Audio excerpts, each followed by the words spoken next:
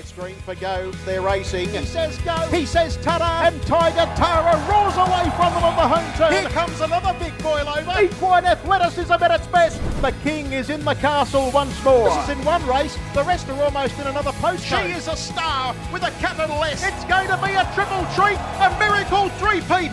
Ladies and gentlemen, you have witnessed history here at Menangle. What about that? It's getting right up on the sprint lane and it's going to bolt in. Hello and welcome to episode 105 of the Sprint Lane podcast for Harness Racing New South Wales. This is the Sunday session. My name is Greg Hayes, and for the next 30 minutes or so, we're going to look back at Saturday night's huge meeting at Club Menangle with the second running of the Eureka. I said recently on the podcast, Gary Hall Jr. is one of the best big race drivers in Australia, if not the best, and Luke McCarthy said, hang on, hold my beer. Luke has been at the top of the Australian racing scene for more than 20 years. He's only 41. He's closing in on 3,000 driving wins in his career. He won 70, well, he has won so far, 79 at Group 1 level.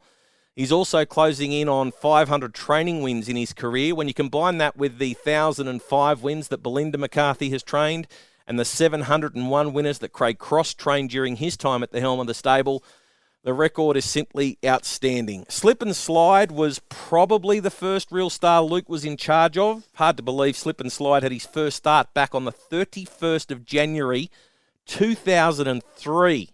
That's more than 21 years ago. With the looks and smile of a movie star and the temperament to match, Luke quickly charged up the state training and driving premierships in both Queensland and New South Wales. I remember doing an Inside My Stable with Luke and Belinda at the Cobbity property back in around 2015 when I left Sky Racing the first time and I was working for Harness Racing New South Wales. You would still be able to find that interview on YouTube somewhere. Luke talked about his time in the US. He talked about his win in the World Trotting Derby on Muscle Hill in 2009 when Brian Sears was unable to get to the track and how much he enjoyed the experience overseas. He spoke on this podcast a fortnight ago about the upcoming trip to the US where he'll be in charge of a boutique team with his eyes on the Breeders' Crown at the Meadowlands later in the year. His two brothers, Andy and Todd, have set themselves up successfully in the USA. Only time will tell what the future holds for McCarthy. I guess how successful his upcoming stint in the States is will probably decide how long he decides to roll the dice away from Australia. The Eureka, it's only been run twice. He's won it as a driver last year for Emma Stewart on the mare Encipher. He produced a pearler on that occasion. He had the mare in the right position at the right time with Australia's best pacer Leap to Fame unable to reel her in after she got the right trip. Well, last night, it was a totally different storyline for Luke and Don Hugo. This time, he was the trainer. He rolled the dice and took a calculated gamble at the start. Gary Hall Jr. made it quite clear he wasn't going to drive the favourite Never-Ending out of his comfort zone, so McCarthy went about creating a situation that would suit him and Don Hugo. He worked forward in the early stages, he pinched the lead off Whisper a Secret, and then got an extremely cosy trip up front. The lead time wasn't fierce, and the first quarter was slow by Menangle standards, let alone a race where they were going for $2.1 million.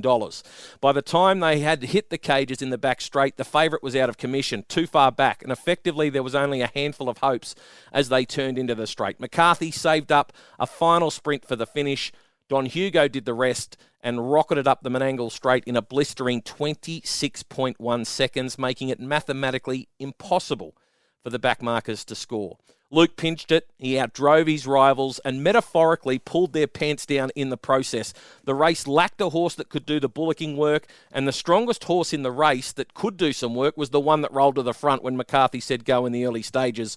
Superb training performance, smart drive, completely and utterly deserved. I always like to gauge the harness racing community's thoughts on big events on social media, and understandably, some of the rusted-on types in the industry were a little upset in how the race panned out. Look, not every grand final's a classic, not every Wimbledon final's a five-set thriller, and not every cricket test match comes down to the final ball. On reflection, I think we need to appreciate the horseman who won the event. Luke McCarthy is extremely good at what he does and should be remembered for the success he's enjoyed on the track for more than a generation. So after wrapping up Luke and the win of Don Hugo, what and who is on the podcast today? Well, I'm going to endeavour to catch up with McCarthy. It's been a big 12 to 18 hours for him since the victory. He's done a load of interviews since the big win, and fingers crossed Luke can add another one to that long list. The Len Smith Mile, which has been won by a few Victorians in the past, was won by another when Catch a Wave for Kate and Andy Gath proved too slick in the straight. Raced outside the leader first up at Melton, beaten by Better Eclipse, but back to a track where he's had so much success. Catch a Wave was given a 10 out of 10 drive by Kate and proved too strong in a sub-150 win. It's been a big weekend for Kate and Andy Gath. Andy's a well-known Sydney Swans supporter, and with the Swans qualifying for another prelim with their victory on Saturday over the Giants and Catch a Wave's win in the Len Smith Mile, it was a pretty good day for Andy, and I'll catch up with him later on the podcast as well. Of course, I'll run through every race in the Menangle Express where I look at each race in depth and tell you what I saw. Now, Mr. T was out celebrating the Eureka, so I'm not too sure whether he'll pass on a tip or two this week. Both he and I had some success this week with the tips, so I'll pass on a couple at the end of the podcast. Let's get into it. First up, I'm about to speak with the winning trainer-driver of Don Hugo, Luke McCarthy.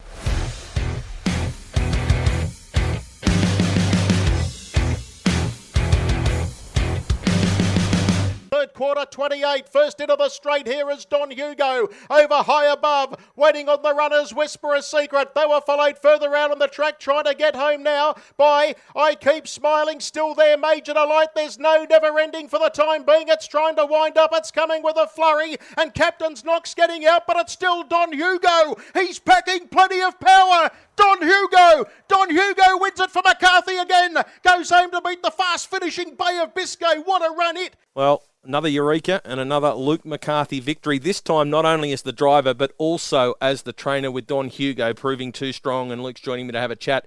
Congratulations, Luke. Well done. Yeah, thanks, Hazy. It's massive thrill again, and just really glad to get the job done. Bit of a buzz. Obviously, the race has created a lot of interest, big crowd, a lot of prize money up for grabs. There's a lot that goes with the race. Is there any extra pressure because of just how big this race has become so quickly? Oh, I don't think so. It's I've been lucky enough to have a lot of good horses in a lot of big races, and the Miracle Miles and them sort of things. Probably the highest pressure races I've been in,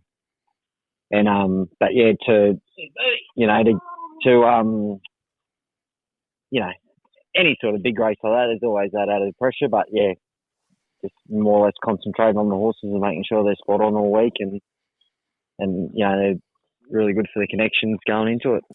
Your driving has always been one of the important parts of your success. Obviously had plenty of training winners as well, but last night, when did you come up with the plan to go forward at the start? Was that something that you had in the back of your mind going up to the gate, or when the gate went and the green light went on, did you think, well, hang on, there's a chance for me to slide forward? Yeah, just probably as the gate went, Hazy, I thought I'd just sort of roll out just for 50 metres to see what was happening, and I thought there might have been a little bit more heat early, and when there wasn't, I thought, well, we'll take the opportunity to make sure we're in a forward spot and, roll forward. And, of course, the horse has been in great form, and just sort of was hoping Pete McMullen might elect to follow us, and which he did, and, it worked out super. Then you get a pretty easy lead time. First quarter, not too fast. Neither was the second. And then it becomes a sprint from the 800. So you must have thought, well, I'm right in this race now. Yeah, for sure. We sort of, once we got to the front and sort of just rolled along, just nice enough, and, I had a look around and seen sort of Kez was moving up outside me, and she was just happy to sort of get there and take a breather herself, so that we'll take this opportunity to catch a breath and let him run home. And, once he sort of got them couple of good fractions, he was always going to be hard to beat in the run to the finish. What were you thinking at the top of the straight? You must have been pretty confident.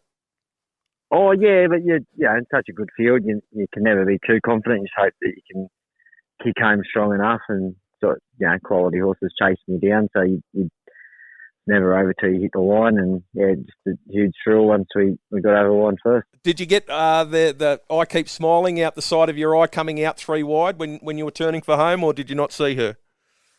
No, to be honest, I was concentrating on my horse and just making sure he was going as fast as he could, and Bay of Biscay is the first one that sort of caught me eye as he flashed late. He went sensational, I thought, 3-year-old, and But no, I was just more focused on my horse, making sure he was going as fast as he could going forward.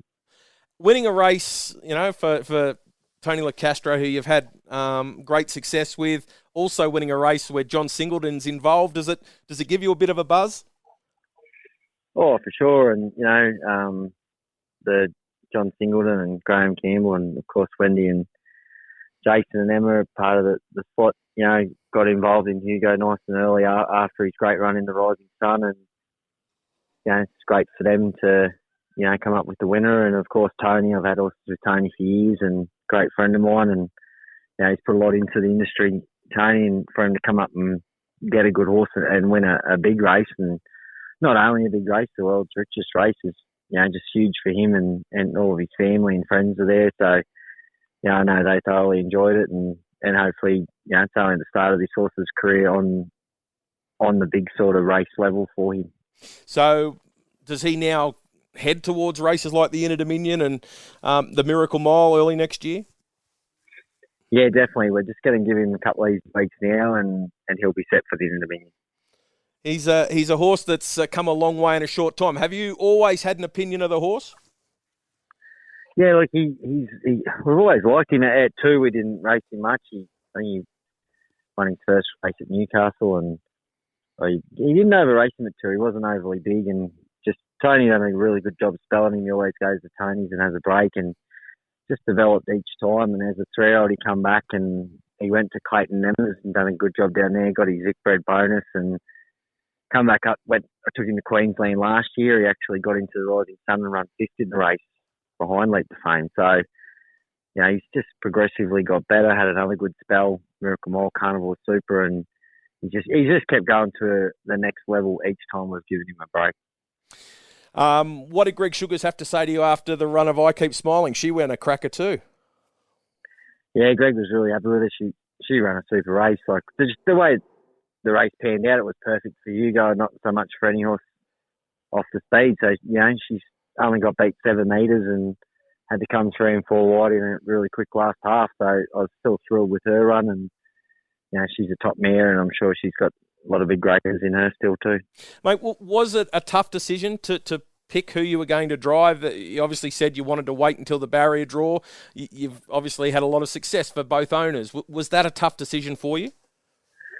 Yeah, it was for sure, because I do love the mare, and I know if the race was turned upside down and she was sitting handy, she probably could have won it as well. But it's just, that's racing, and it worked out fantastic for Hugo. And say there's a heap more pressure and it's run differently. You could run that race a heap of different times and get a few different winners. So yeah, it was a hard choice, but I'm glad I made the right one. Mate, I was looking back, trying to think of the first horse that put you on the map. It was probably Slip and Slide, and he had his first race start way back in 2003. Time has flown, 21 years, but gee, you've had some success along the way. It was a long time ago. But, he was a great horse for me, and very young, of course, and he was a brilliant 2-year-old. He won a heap of good races and, went on and won derbies and older feature races, and, of course, I've been lucky enough to have so many champions in that period of time since then. So hopefully we can get a few more over the next 20 years. Do you look at Slip and Slide and think that he was the one that started it all for you, because he did put you on the map in those big races, and he did put, the eyes of the big owners on your stable? Yeah, for sure. And, everybody needs that horse in their career if you're lucky enough to get one to kickstart you. And he definitely, puts you on the map, especially as a driver and all that sort of thing. So probably, I think maybe I won the QP Sound Comedy Classic before him, but they were really good horses, and they've been lucky enough to continue to get good horses over the last 20 years. So you appreciate all of them good horses. Now, still heading off to the States in a little while for the boutique team over there. How's everything going over in America? Yeah, really good. Spirit St. Louis trialled really good at Menangle, Meadowlands there last Saturday, won his qualifier, and Carter Delgetti drove him for us. So he's ready to go.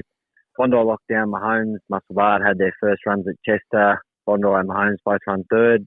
Really happy with their efforts first up. So they're all ready to go. And sort of step into a bit of race fitness now, and yeah, looking forward to getting up there and being a part of it. Mate, it must be. There's obviously got to be a team behind this because the horse has been over there. They've been ticking along while you're still here in Australia. So there's more than just you with everything that's going along in America. Oh, for sure, and that goes with every stable. There's the team behind everything. So I've been lucky enough. Joe Mockers, he worked here for me in Sydney for 5 years. He's over there with the horses. He knows them back to front. Good friend of mine, Aaron Lambert. He's lived in America for the last 25 years, worked closely with Noel Daly and some great trainers. And so the boys are there taking care of them while I'm not there. And yeah, really happy with everything ticking over. Well, mate, it's a nice way to say goodbye and enjoy the time over in America. And no doubt we'll see you back here a little bit later on in the year. But congratulations, another huge night for you at Menangle. Well done. Thanks very much, Hazy.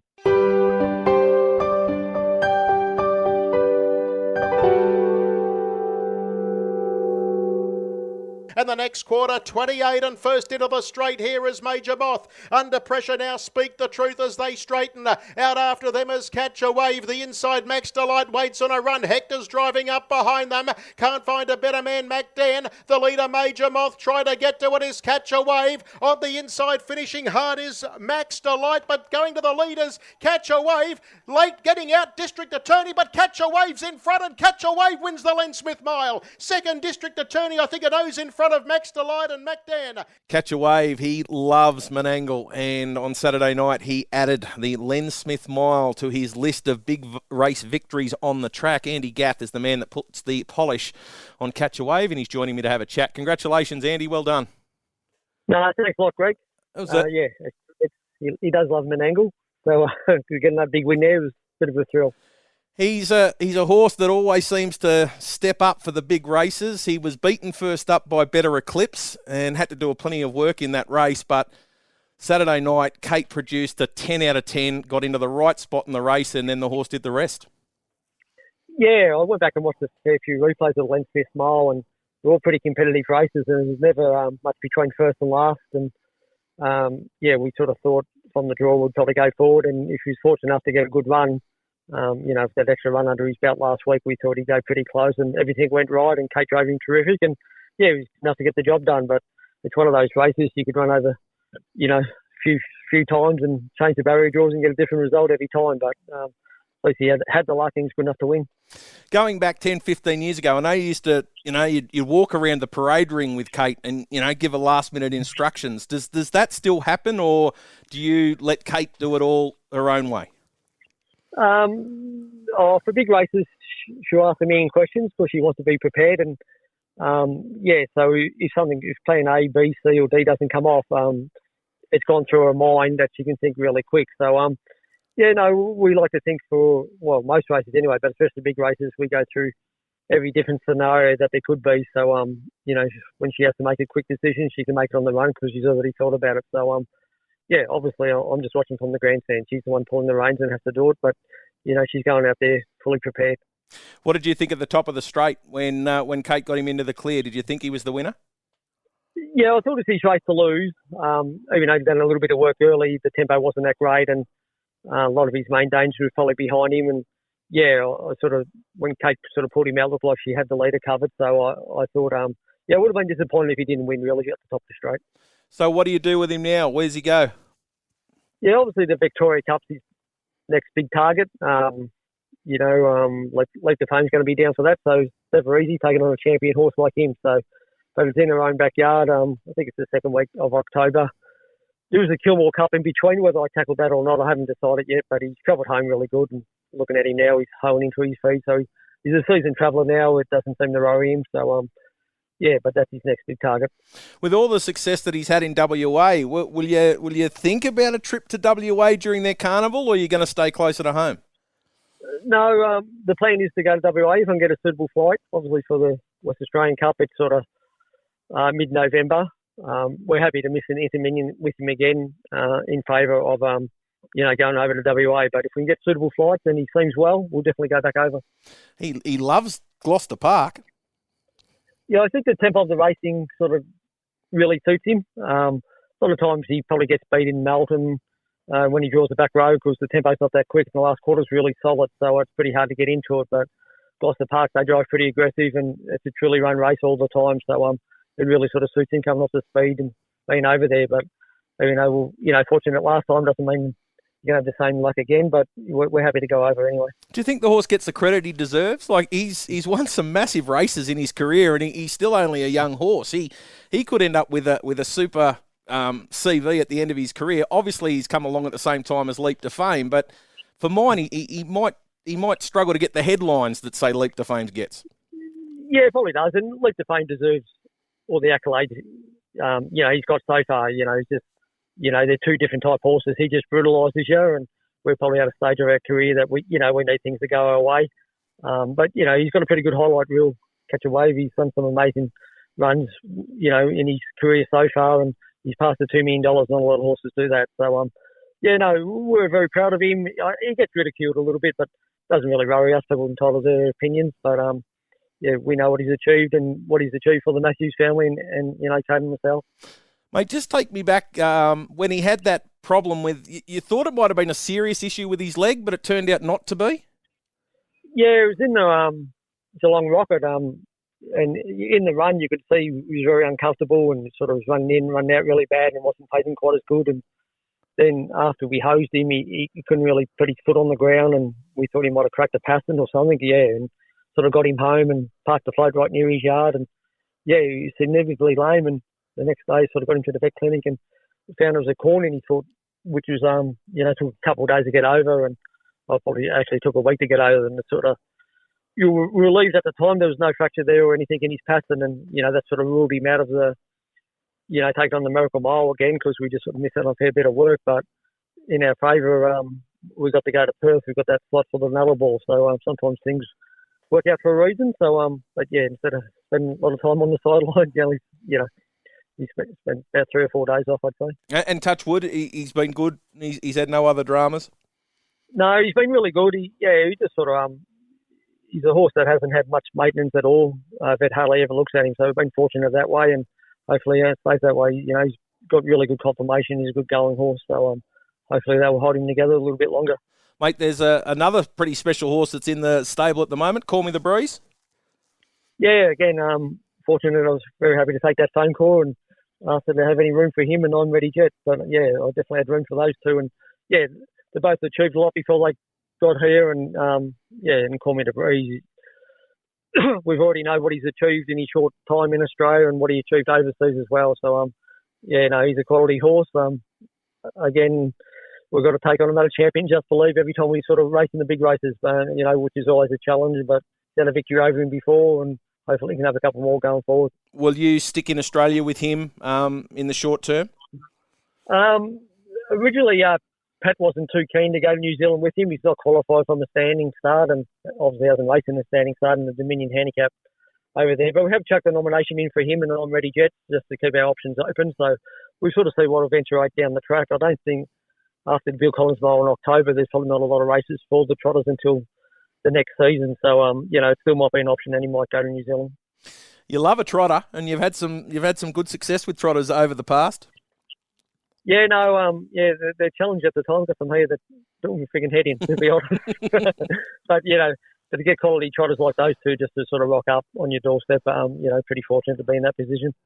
And speaking of doing your head in, what about your Swans? They got through yesterday. They're through to another prelim final, but they want to start a little bit better as they get towards the big one. Yeah, no, they like chasing them down, don't they? They just sort of hard in your mouth stuff, and I was sort of watching a little bit on my phone while I was getting my horse ready, and I just sort of I reckon I'll stop watching now. I thought, well, we're done, dusted, or trying to work out who we're going to play this next week. But amazingly got the job done. But they've been a great side to support over the years. We're playing finals most years, so I can't complain too much. Mate, where does the love of the Swans come from? Yeah, I was a South Melbourne supporter originally, and showing me age, I was 13 when they relocated to Sydney, I think. So so I just kept following them. Well, you've had some great success this year, and who's to say that your AFL team can't win a grand final as well, mate? Thank you very much for joining me, and all the best of luck going forward. Thanks a lot, Hazy.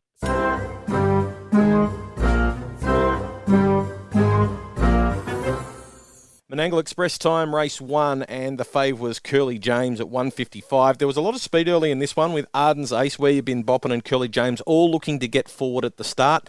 Where You Been Boppin' crossed to the lead, and the speed was on because Curly James drove hard to get the front. So first quarter 26-2, they didn't back off on the pegs. Curly James, Where You Been Boppin', Arden's Ace, Perfect Stride, Classy Washington. Running line, Pete Said So line-up and Loyalist with Star Major out 3 wide. And it took him to the 850 to get outside the leader. Second quarter, 27-7. They tried to back it off through the third, 28-9. Lineup was out prior to the turn. Loyalist tracked him, and Pete Said So was able to establish a run on the inside of those. Curly James found a bit in the straight, kick clear. Perfect Stride and Classy Washington had nowhere to go. Loyalist started to make ground down the outside and grabbed Curly James right on the line. Final quarter 27-6, mile rate 150.3. Curly James will be winning soon, but starting to get costly. Where You Been Boppin' was huge too. Classy Washington is ready to win. Follow it. Race number 2, the fave was Captain Tom at $2.80. Weird sort of race. Not a lot of speed, yet they all found their spots pretty comfortably. My Ultimate Snowy kicked through to lead from 1. Behind him was outside fighter Terry Has the Courage and Maybe. Running line, Far Out Bro, Captain Tom, Our Mate Menko, Colonia Courage and Glenletty Elvis. 28-6, then 28-8. So the speed was constant, and that is obviously what Outside Fighter likes. Captain Tom was forced to come out 3 wide before the turn with Far Out Bro stalling, and that also gave Callaghan room to move with Outside Fighter, so it was off the pegs. 27-2 around the side. They got to My Ultimate Snowy in the straight. Outside Fighter hit the front. Has the Courage was starting to weave between them. Glenletty Elvis ran up a few one-way streets and had nowhere to go, but Outside Fighter kept that win streak going. 5 in a row, home in 27-2, 151.8 the mile. Has the Courage, well, that's his go in life. Thought Captain Tom had his chance off the good run. Followed Glenletty Elvis. He was unlucky late and looks like he's ready to win. Race number 3, there's a bit to talk about in this race with Let Us Nip Ya, the favourite, $2.25. Womboyne in America galloped as they said go, lost several lengths. Our Goat blasted off the arm and was tracked forward by Let Us Nip Ya and also Dangerous Threats.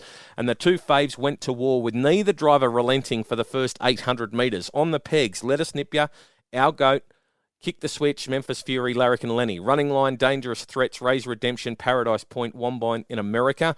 First quarter blistering, 26-3, but the second was the killer, 27 seconds flat. These were the 3-year-olds, mind you. At the cages, Dangerous Threats was under a drive. Our Goat was throwing out distress signals behind the leader. Womboyne in America, despite the mistake, was coming 3 wide, no cover.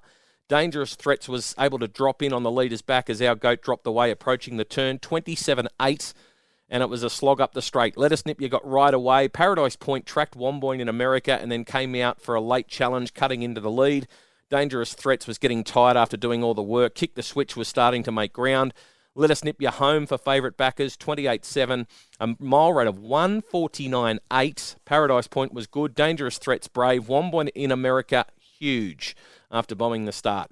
Race number 4, race for the 2-year-old fillies. Fave was Our Ultimate Jane at $4. Speed early from 2 Crack Corn, Our Ultimate Jane, with Our Ultimate Jane kicking through on the inside to hold the front. So on the pegs, it was Our Ultimate Jane, the swift one, Something for Lexi and Ava Leanne. Running line, there was cat and mouse in this one as well. Wicked Susan was in front of Violet Hanover. 2 Crack Corn personified Dolly Rocket. Baby or the One was out 3 wide doing a mountain of work. First quarter 28-1. They managed to back it off to 29-7 for the second. Our Ultimate Jane and Wicked Susan, they went to war in front at the cages. Baby or the One out 3 wide was gone. So was Violet Hanover in the 1-1, which left plenty of room for the swift one to get off the pegs and onto the back of Wicked Susan. And it had the option to go into the clear whenever it wanted. Ava Leanne caught up on the inside. Personified got to the outside. 27-7 around the side. The swift one looked to have them cold, but took a while to reel in Our Ultimate Jane, who kicked back on the inside. Personified kept on coming down the straight and charged to get third, but the swift one got the job done. Final quarter, 28-3, mile rate of 153.8. Our Ultimate Jane was good. Personified is a follow horse for sure off the bad draw. Wicked Susan did a lot of work, and she was still there at the 100. Ava Leanne had excuses too. Race number 5, Fave was Soap Opera in the 3-year-old fillies final, and there was speed from Aramet Girl and Bougainvillea early, with Aramet Girl kicking through to hold the lead. On the pegs, Aramet Girl, Sarah DeSloy, She Some Lexi. Running line, Bougainvillea 2, Blues Bling, She's Believable, My Bullabus, Divine Girl Soap Opera.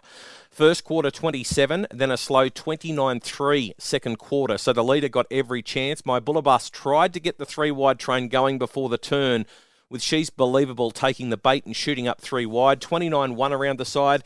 And as they turned for home, they all fanned and Soap Opera was forced very wide. Aramet Girl kicked away, looked the winner halfway up the straight, but then Soap Opera started to launch late and got there right on the line with a well-timed drive.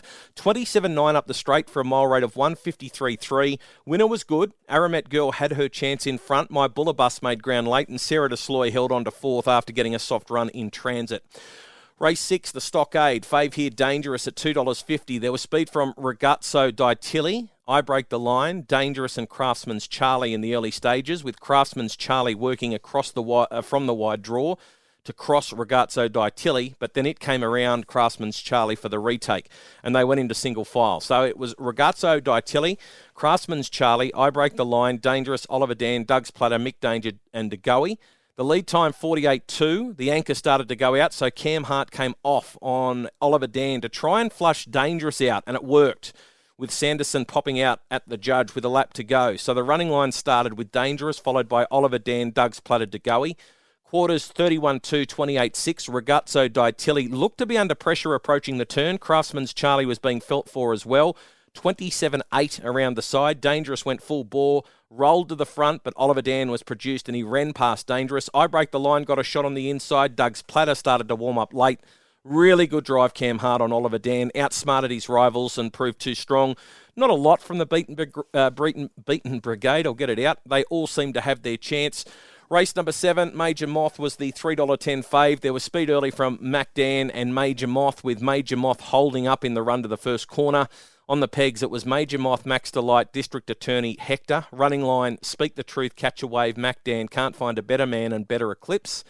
Out 3 wide, Artie's Express, and Hart kept on coming out 3 wide. 27-2 for the first quarter. They didn't come up for air. Artie's Express was grabbed hold of at the 8.50 and dragged backwards, but they went 27-7 the second quarter. No respite in the third with another 28 second quarter. No moves to the turn. Catch a Wave came out of the 1-1 and the rest fan following. District Attorney pushed into the hole left by the fanning runners and got up onto the back of Catch a Wave. Max Delight got a run to the inside of Major Moth. Better Eclipse started to work home late. Major Moth understandably tired late. Catch a Wave was a 10 out of 10 drive from Kate Gath to win. Final quarter 26-9. Mile rate 149.8. District Attorney second and proved he can be really good with his change-up speed. Max Delight, the old boy, off the good draw, held third. Mac Dan tried hard after being used up early. Better Eclipse finished 5th, less than 5 metres from the winner. Good run. Artie's Express finished second last, beaten 12.5 metres. The decision to go 3 wide hurt the stablemate as well, Major Moth, with Artie's Express, forcing that speed. Interesting to be a fly on the wall when Cam Hart got back to the stables. Race 8, this was the big one. The fave was never ending at 3.20. There was speed early from Bay of Biscay, Major Delight and Whisper a Secret, and McCarthy was just lurking out wider watching what was happening underneath him. Whisper a Secret got the front, and as soon as that happened, McCarthy put his foot on the accelerator with Don Hugo to go and wrestle the lead away. As they turned into the straight the first time, Karen Manning took off on High Above and was happy to go and sit outside Don Hugo with the speed being slow. So in order on the pegs, it was Don Hugo, Whisper a Secret, Bay of Biscay, Free Thinker, Captain's Knock, Running Line, High Above, Major Delight, I Keep Smiling, Sure Thing Captain, and Never Ending. Lead time slow at 49 seconds, and then McCarthy pinched the first 2 quarters, 29.2 and 30.3. I Keep Smiling was out 3 wide at the cages, with Sure Thing Captain and Never Ending jumping onto the 3 wide train, which made room for Captain's Knock to come off the inside approaching the turn. 28 around the side. Don Hugo dashed for the cash. Never Ending was out 6 wide in the straight. Captain's Knock eased wide looking for a clear run too. Bay of Biscay worked off the pegs and into the clear. High Above was out on his feet. Whisper a Secret looked flat but was hard on the winner's back. In the end, Don Hugo held on. 26-1 the final quarter. Winner's mile rate was 153.7. Bay of Biscay lunged late. 3-year-old ran out of his skin. High Above, smart drive Karen, was out of gas late, but a good job. Whisper a Secret did a good job for a horse that wasn't in the race this time last week. Major Delight had her chance. Captain's Knock was good after settling last on the pegs. Never Ending couldn't win at the 800. Free Thinker tried hard on the pegs, but not in the winners class. And Sure Thing Captain, another one, struggling to run out a big race after running his grand final the week before. Race number 9, fave here was Matt Gregor's Boy at $2.90. There was speed from Soho Dark and Stormy in the early stages, and he got across to the pegs. So on the pegs, it was Soho Dark and Stormy, Happy To Ya, Charlie Snickers, Just Bling It, and Xeron. Running line, Matt Gregor's Boy, Walter Warlock, Downward Dog, Flash as a Rat, and the County Sheriff. First quarter solid, 26.8. They backed it off to 28.5 for a solid 55.3 half. Matt Gregor's Boy was gone just after the cages. So too was Happy To Ya behind it. So Ricky took off, and he did the seat and shuffle. He took off and went for home just past the cages with Soho Dark and Stormy and set up a big lead.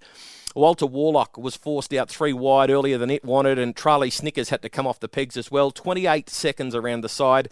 Soho Dark and Stormy set up a huge lead, got home with more than 5 metres to spare. Final quarter, 28.8, mile rate 152.1.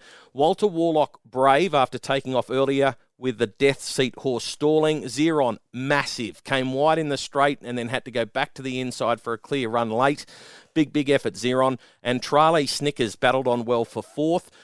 Winner of the night, I'm going to go with Let Us Nip Ya for Brad Hewitt. Had to withstand a fair bit of pressure in that one from Dangerous Threats, and they broke the 150, so good effort from a 3-year-old. Winner of the night, Let Us Nip Ya. Best beaten effort of the night. Well, Where You Been Boppin' was good. Has the courage personified. But surprise, surprise, I'm going to go with the 3-year-old in the Eureka. Bay of Biscay was enormous. Not a fan of 3-year-olds in the Eureka, but he nearly caused a minor boil over late, so best beaten effort of the night goes to Bay of Biscay.